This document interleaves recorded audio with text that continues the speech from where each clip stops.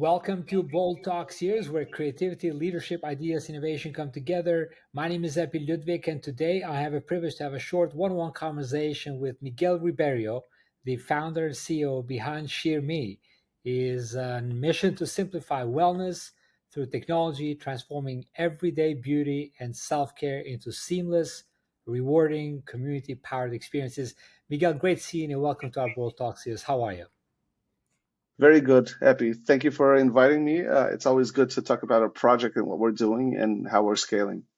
Yeah, so share me first, how did the name came out and where did your journey into entrepreneurship begin? Give us about what sparked your passion for solving real world problems with technology. Okay, let me start from the latter question, and then I'll tell you how sheerME came to be. So this is not my first startup; it's my third startup. I launched the first startup in Portugal in 2009. It was a table booking manager for restaurants. It was called BestTables, and we sold it to TripAdvisor. And today is what you see across Europe as the fork. That company, that development teams followed me. We've been together for 15 years. After that, in 2013, I joined the founding team of in the Indian company in the other side of the world called Zomato. I joined them very early stage, and I led all the European expansion. From 2013 to 2021, then we entered IPO, and I did another exit, had money in my pocket, and I could do one of three things: stay in cruise control in the company, or go on vacation with my family. I'm not a vacation kind of guy, or open something new and start the chaos all over. So we did the latter. So we dug into the market, and we saw that we had a real impact in transforming, digitizing the restaurants, making them from analog to digital. How could we apply all these expertise and the background that we already had in another area? And we found that wellness and beauty sectors are very similar. The merchants are very similar. They're analog. They all do their management with pen and paper, and they understand the importance of digital but haven't made the transition. On the other hand, we saw consumers that are very digital, very digitized, especially after the COVID crisis. If they want a taxi in the street, they have Uber. They have a top of mind app for almost everything, Uber if they want a taxi, Booking.com if they want a hotel, Glovo, Deliveroo if they want food at home. So they have an app for everything. But when they want a barbershop, a hair salon, or manicure, there's no app, top of mind app for that. So we try to figure out how we could create a consumer centric super app that would create network effects, a community effect where people can share their experiences and inspire others, and have a wallet ecosystem in the center that each time they get a gratification, each time that they use sheerME. So on sheerME, we have a wallet ecosystem that each time that you book, you get cash back in your wallet, so you can discount on the next booking. We also have partners that top up the sheerME wallet for you to incentivize you to continue to use and to take better care of yourself. So that's what we built. And now the first question, why the name? Well, short and sweet. Sheer, absolutely. Me. So absolutely for me. It's my app. It's the app for me to be selfish, to take better care of myself. So sheerME is absolutely for me. Absolutely for me. I like that. Yeah.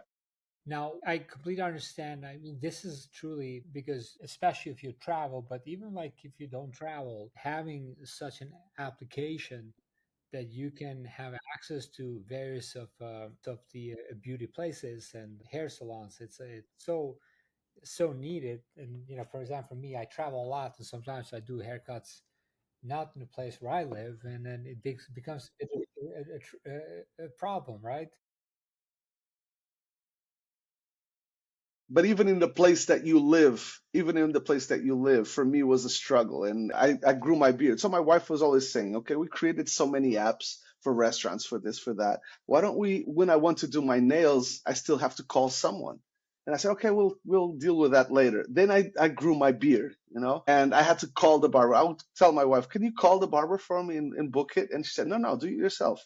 And I started to understand how difficult it was. It was like a battleship game. The guy wouldn't answer. When he would answer, would be working. So very hard.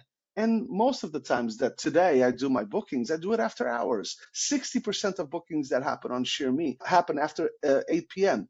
So people get home, they sit on the couch, there, and they look for what they want to do the next day or 2 days from now. So I think there was a gap in the market, and that's why I think we're growing so fast. People needed a platform like sheerMe, and more than that, people needed something to be inspired to see experiences from others, to test new stuff. Because people used to tell me, okay, but I go always to the same barber. But once they notice that there's like different treatments for beard therapy or this or this or that, they go crazy and say, okay, there's something new. There's innovation in this sector. It's not all the guy on the corner just cuts my hair. There's a whole experience, and I can feel better.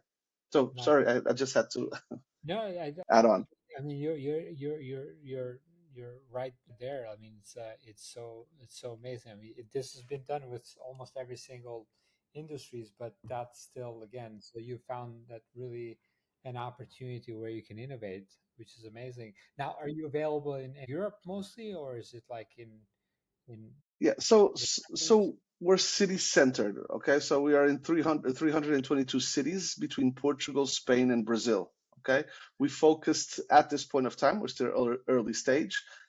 We focused in Portuguese and Spanish speaking countries, but we're just closing a round in funding, and right now I think the idea is to scale and scale faster because we've proven the concept. We have over 300,000 bookings already made on sheerMe. We have over 300,000 clients, merch users, sorry. So now I think we can scale. We fine-tuned the product. We are the selected platform by L'Oreal, the biggest brand in the world, that we serve their clients with our technology. So I think we've proven the concept, and right now I think we're okay to start scaling because there's no impediment that we can't launch anywhere else in the world. Now, you had a couple of successful exits from BestTables and helped scale Zomato globally, and now you're doing this with sheerMe.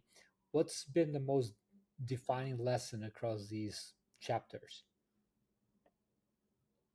I think many. Now you got me, because so many lessons. I think we always plan for something, but something else happens. So I think the biggest learning that I had on Sheer Me, I had one big moment that I think it was crucial. I've been always a perfectionist. I just want to launch apps when they're round and finished. But we had this investor that was pushing us, and he was saying, "Man, just launch anything, just test it out. Go out in the market, raw product, bare bones, and test it." And I think that was the best thing that I did because today sheerMe is completely different. We launched bare bones, we got feedback, we listened to the users, we listened to the merchants, and we created something that was completely different than what was in our head. So I think that is the biggest learning. Just put a raw product out there, test it out, listen to the market. Don't think that we know. Don't be so confident that we think that we know what the market needs because we don't. So I think that is the biggest lesson. And if I've have done that in other projects like BestTables or Zomato, maybe we didn't fail, but maybe we would have more successes than we did. Yeah.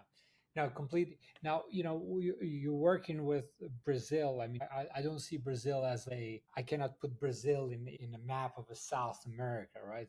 I would probably say Yeah. it's a separate It's a and continent on its own. continent on its own, yeah. But there are some similarities also because of a Portuguese relationship. And then you have this Spanish. What do you notice about consumer behaviors in these particular markets that you're in right now with sheerMe? Yeah. So very different. And I think people say, okay, Portuguese and Brazilian is the same, but it's not the same. There's translations, there's things that we need to adapt, but not as other translations, but yeah, there's some tweaks that you have to do. But culturally, it's very different. For us, is our target market, and let me tell you about numbers. Portugal has 334,000 merchants that can be our clients. Spain has 44,000. Okay, despite Portugal being small, it has a lot more concentration of beauty services than Spain has. Spain has bigger spaces. The whole Europe has 420,000. So a total addressable market for Europe is 420,000. Just in Brazil, just one country, 798. So it's almost double than all Europe. So just in that, we have to change the strategy. And listen, we're talking about a tropical country that people take care of themselves all year round. It's not like in Portugal and Spain that it's bigger on summer and less on the winter. There is all year. So a lot of adaptations that we had to do to the product, a lot of tweaks. And Brazil is the fourth biggest market for beauty services in the world. So also very, very important for us. The biggest challenge, I wouldn't say challenge, I would say learning that we had is that you cannot treat Brazil as a whole country. Like in marketing wise, I'll tell you in marketing wise or accounting wise, two very different things. But marketing wise, you cannot make a campaign that works across Brazil because in the south the ladies are blonde, in the northeast they're darker. So you have to. There's tropicality in the marketing and the communication. So you have to adapt your communication to the regions. The other thing is the taxation is it's different from region to region. So you have to adapt the product to that as well. Product commissions and everything. So a lot of learnings in Brazil because you cannot look at Brazil as a country, a whole country, as you work with Portugal. I'll launch Portugal. Yeah, that's one thing. Or I'll launch Spain. That's another. Or the UK. Yeah, but launching Brazil is not the same. You have to launch like Rio de Janeiro, then São Paulo, then Salvador, the Bahia, and so on. Because if you launch the whole country, you'll fail and fail hard. Yeah. Now, h- how do you balance the tech stack behind the scenes? I mean, you're building in a wellness space, but you also have some fintech part of it. There's Yeah, marketplace and yeah, loyalty. How do you balance the tech yeah. stack behind the scenes? It's crazy. We have a good team. We have a good team that works together for a long time. The tech stack is crazy to keep it up and maintaining. The team is small. We're around 12 people in tech. But yeah, I think we're doing it. We're putting it together. And I think also the language that we created, the product also helps a lot because it's Ruby on Rails. And I think it's easier for us to manipulate everything because it's side by side. And I think it's easier that way. But yeah, it's a struggle. It's a struggle today.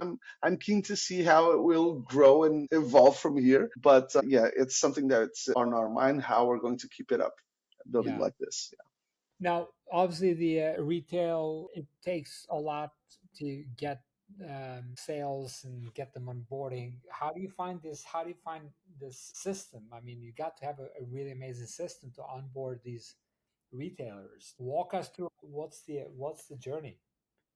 I think that's the easiest part for us. All the founders came from telecom companies where we used to manage sales teams, huge sales teams. So that part is easy for us because we're very, and BestTables, Zomato, they're very sales oriented, and we had big sales teams that we needed to create the strategies, the expansion strategies, and so on. So that for us is actually easy, but it's not cost efficient. The challenge for us right now is how do we jump from actual on the street field sales teams to remote sales teams, and that's what we're doing at this point of time. So in the beginning we had sales teams on the street going door to door and acquiring the merchants for us. Right now we already have a name and merchants are coming on board, self on board, what we call, and then we have a remote team that onboards them on the office. But right now, I think one of the things that helps us a lot, we have the help of L'Oreal. So L'Oreal sells beauty products to hair salons, and they have their own clients for years. They have the relationship. So right now, they're introducing sheerME to their clients, and we're bringing them on board. So L'Oreal is reducing the customer acquisition cost for us drastically in that sector, in the beauty sector. But we also have 20 other categories that we still are pushing on to Nice. come on.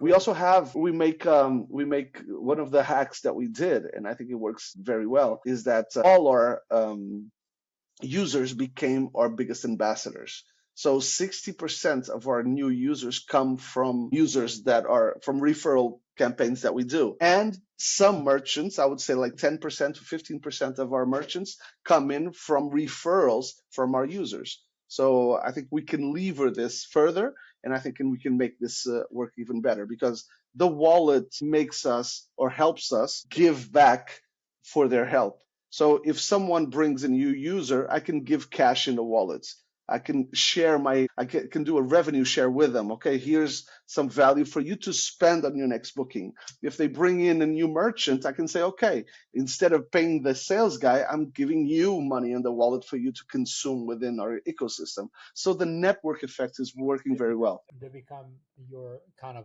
distributed salespeople without Exactly. really.